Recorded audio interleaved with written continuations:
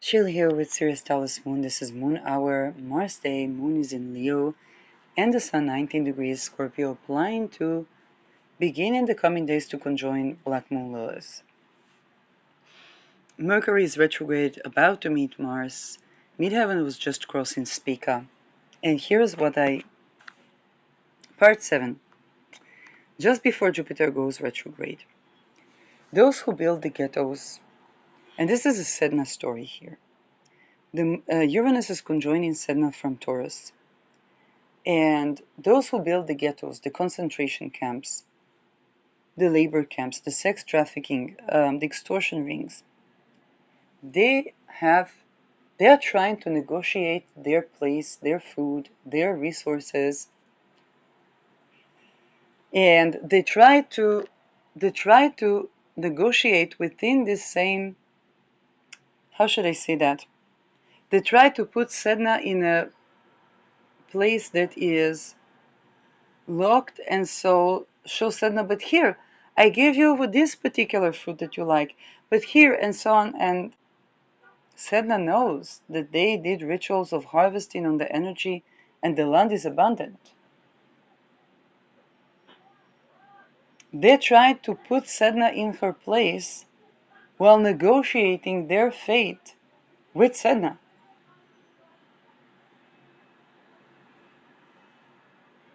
And they tried to negotiate in the way of, in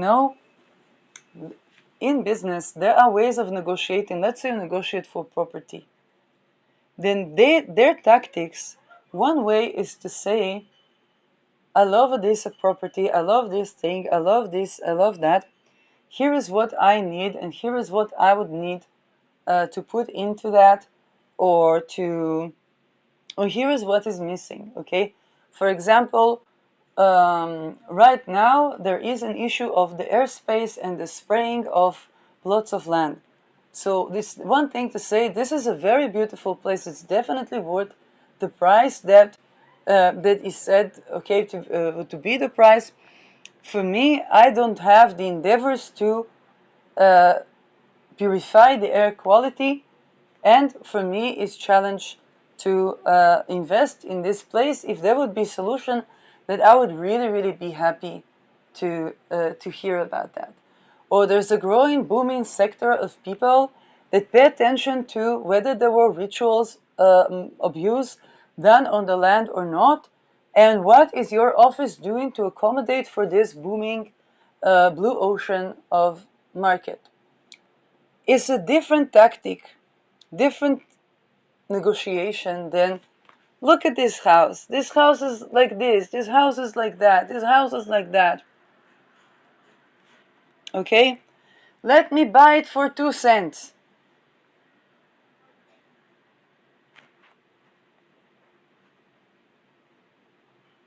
And it's completely different where they put a person in a place and the person says, I see the potential of the place. But these people did not take care of the house. Because they were doing rituals in the house, so the energy needs to be purified. Purify the energy, purify the energy, purify the energy. And then it's either me or them. Who is them? The people that maintain the property. Oh, so I was trying to clear the house, the energy of those who were doing something that they would try to traffic people in that house. Maybe that's why the neighbor had a throat ache. Maybe she was being filmed without her knowledge, with her husband even. Then everybody becomes sick on such a state.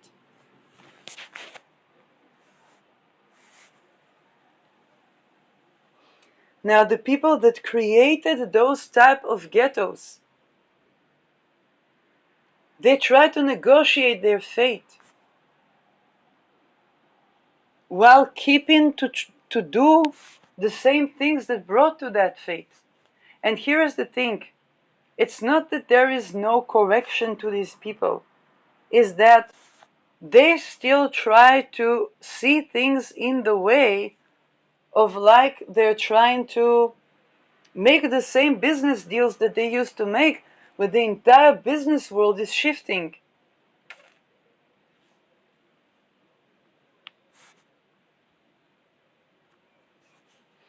You know, there is a lovely, Khaled had a lovely video where he went into a bullion store and tried to huggle. And he says an Arab and they all act like this Arab in a bullion store. Now, of course, he was making fun of his own culture. Because when he goes to jewelry store or jewelry market, even though things are worthy of a lot, then they would haggle for the price of the gold.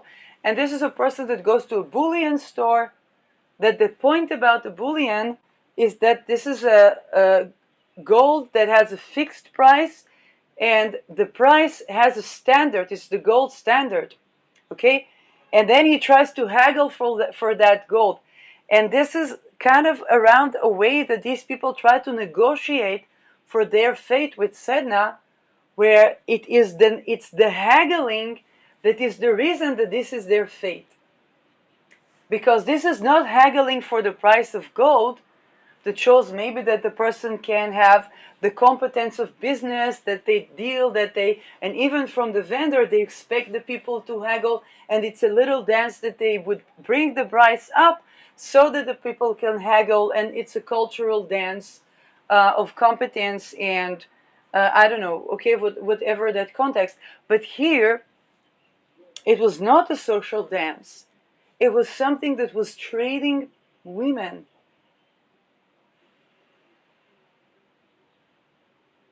And children.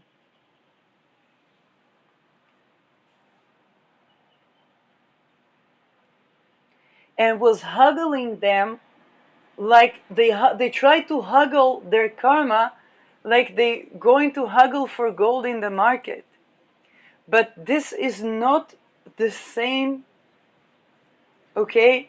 It's not, and this is what these people, and they get enraged and feel ego death and disrespected and so on, because they come with a culture of human trafficking that is not, they're not looked at as the patriarch or the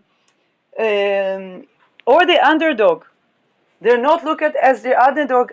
They're not looked at as neither the underdog nor the patriarch, nor the patriarch that is the underdog, because they have tried to haggle their way into being perceived by the common man while maintaining an elite or prestige, regardless of the origin. And you know, it's kind of like when there was the assassination of Charlie Kirk, and there was this war and that war, and people were like, okay, where's the Epstein list?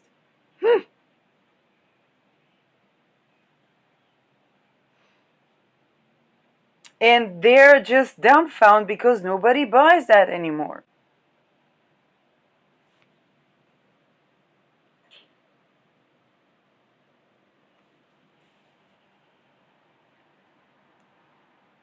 Now, for people that are moved to another place, it can be in a subtle way, like, you know, the young girls saying to the father, mm-hmm, yes, dad.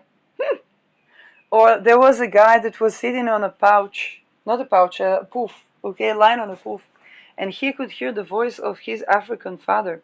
He's a mixed child, saying to him, come on, why don't you wake up, do something of yourself. And you know how they couldn't tolerate any rest, and then they got into slavery. And the children can see how the blind spots in their parents were connected to a certain, or like at school, talking about her mom being called, I don't know, Marilyn or some American name, and she really wanted to go back to the roots and named her daughter Atsuko. And Atsuko was like, Mom, why did you do that? Oh, wait, yes, I have this very original name that is obviously coming from Japan, but nobody knows that. It looks like an, African tribe or something like that. And Atsuko look like some tribe. It's like, yes, I'm this, I'm Atsuko.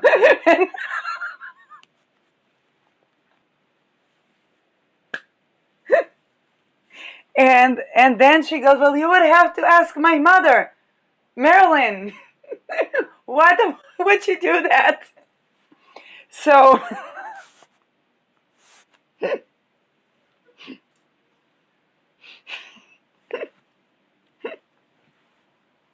and sometimes it is so because the child is born, for example, a lot of us millennials have American names, even though I never set foot in America, not for ideological reasons. I, I had a visa for 10 years to the United States when I was young, and we tried to catch the Queen Elizabeth because the flight was too long. Now, they are not going to jab anyone. um, there are some, and my name is spelled in Dutch. It's Shirley, but it's spelled in Dutch. So all the Americans just think like Chile, Chile, Chile. You're from China. When I was, remember Chat MIRC? Everybody like, you're from China. Uh, no, it's Shirley, but it's spelled in Dutch. And there's a line in between because that's kind of like unique, and it was meant to be like an international name that everybody. And so that's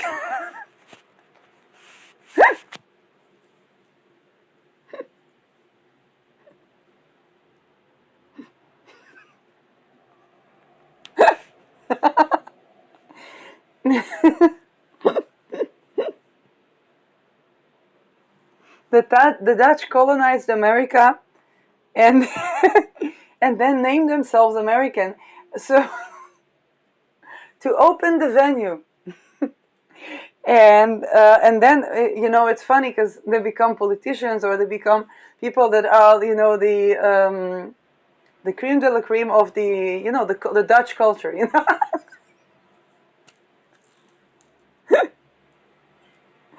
and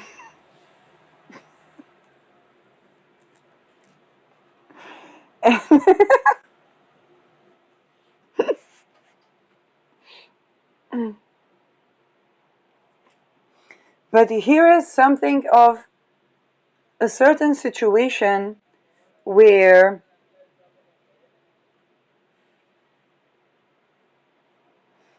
how should I say that?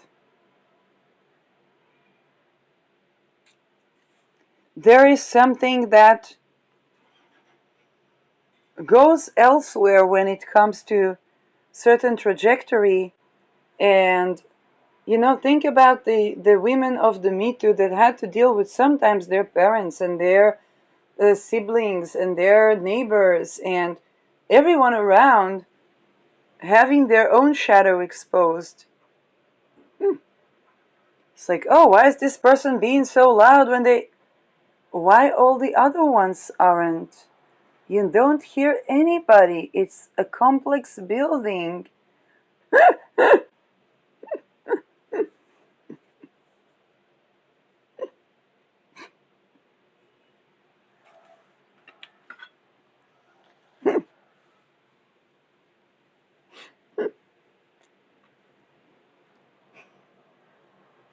And when you see how these women talk to each other, no water. No.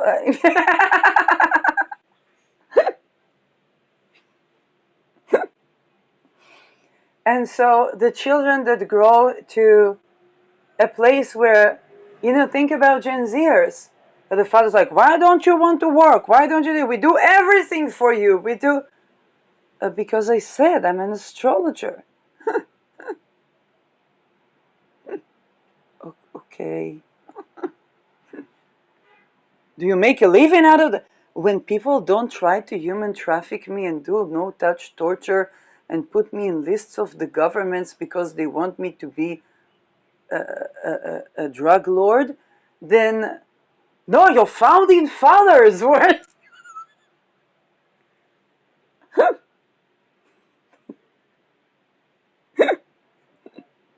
business people. We thought you'd be a doctor. And tell everybody to put poison in their blood?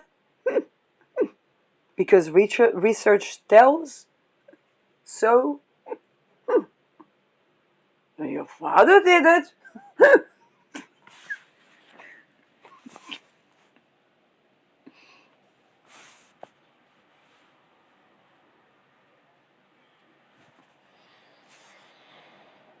And this is where those people are trying to negotiate Sedna, but trying to devalue Sedna.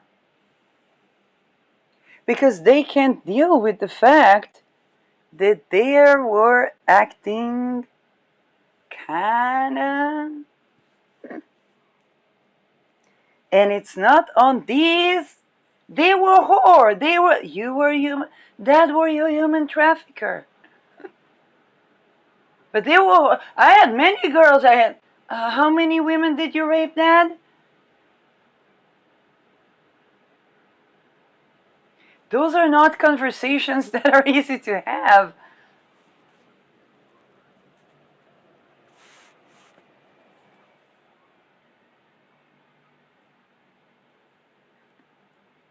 You know, it's kind of like Germans after the Second World War. There's this channel about a German and a Jew interviewing one another.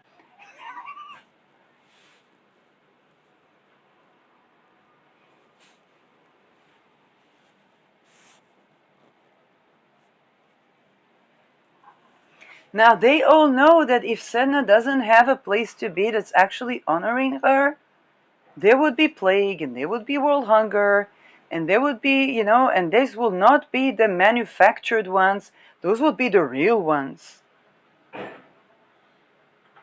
So they try to negotiate the fate by trying to haggle the price of Sedna. When it is the very haggling, the very trading in humans, they try to buy Sedna rather than to honor Sedna. Like she's some property. They try to haggle her like she's some property. And it's like, well, here is why. It's because you try to traffic and trade children and women and dictate their value as to their price market. It's not good for you, that's not good for you. Wait a second. It's not the market. We're not haggling anymore.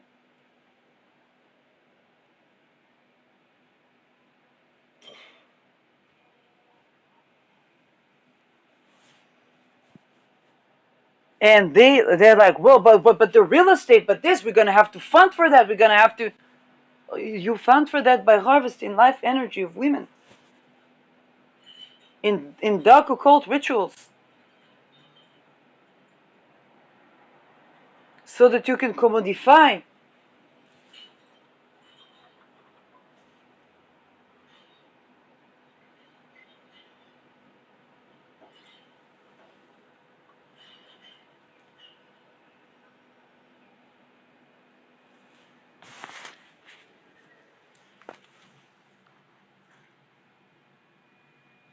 And of course, the people of North Korea, they were not happy people. They were hungry, and the regime was wondering because they would need humanitarian aid because totalitarianism is harvesting on the life energy of the people, and that is not sustaining a regime. Kim Jong-un had to fear invasion by United States every single day while United States was trying to become like North Korea.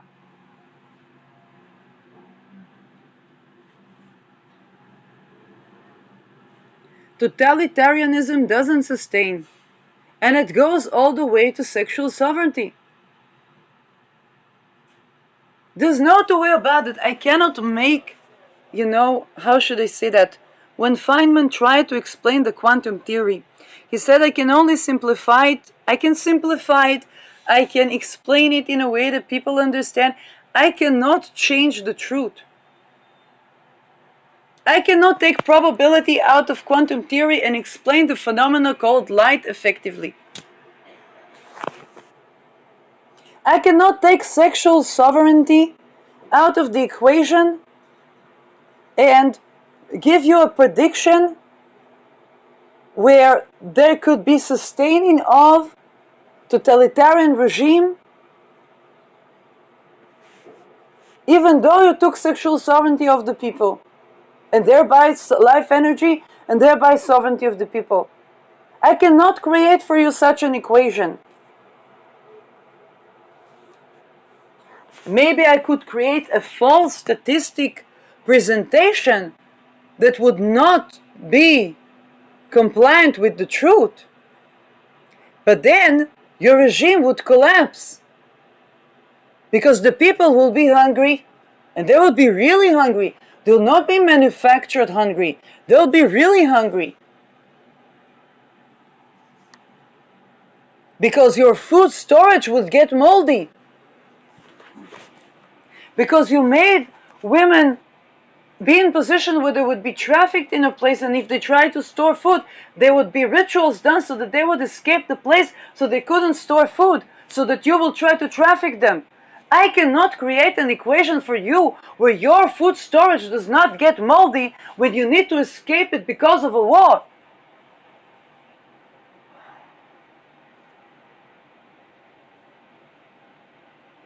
I cannot fake the mathematics for you.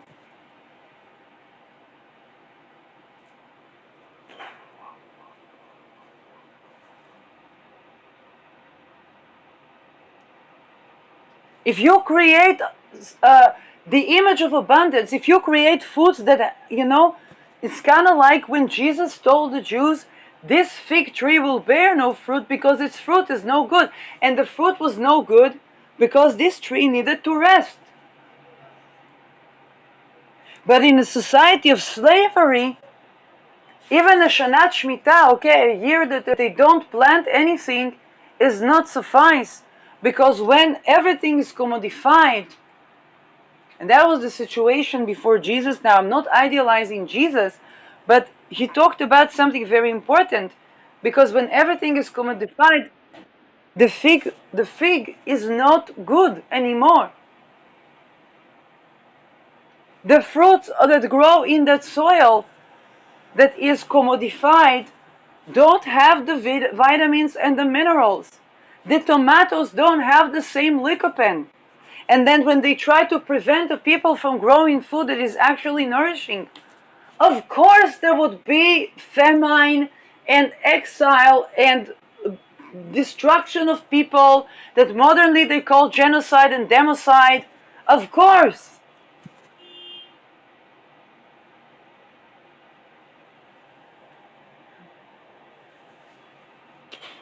And then these people try to negotiate their fate with Sedna, but trying to show Sedna how great of a masters they are. Nobody's looking for a great master. Particularly not when his mastery is over harvesting energy, life of children in rituals, and pretending to be the benevolent with no actual vitamins and minerals.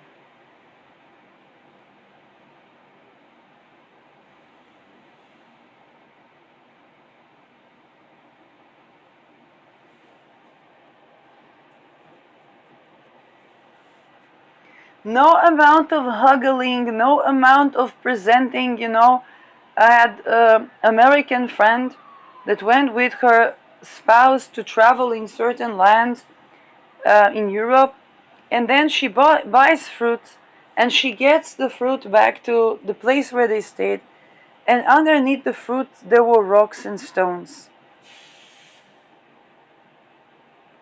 Now, I'm not judging the person who sold her the fruit with the rocks and stones because they needed to both haggle until somebody comes to buy, and so on, from her perspective, naturally she will not go to buy there again, because she felt, this, why do they lie to me, okay?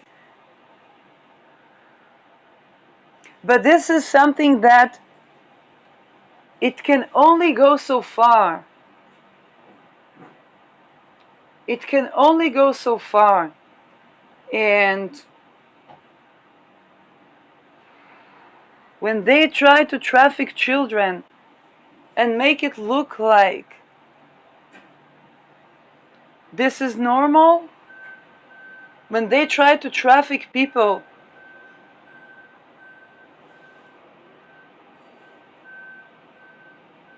and make it look like, that this poverty is not manufactured,